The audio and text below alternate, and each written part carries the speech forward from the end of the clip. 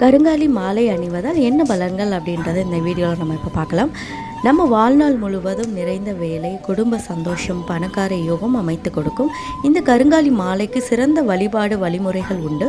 ஒவ்வொரு வெள்ளிக்கிழமையும் இரவு 10:17 10:31 இந்த நாளிகையில் பெருமாள், புதன், லக்ஷ்மி மற்றும் குபேரன் முழுமையாக அதிர்ஷ்ட யோகம் கொடுக்கக்கூடிய நேரம்.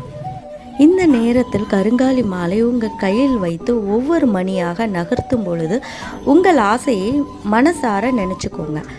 இவ்வாறு செய்தால் கருங்காலி மாலைக்கு 4 கடவுளுடைய சக்தியும் கருங்காலி மாலை உள்வாங்கி கொள்ளும்.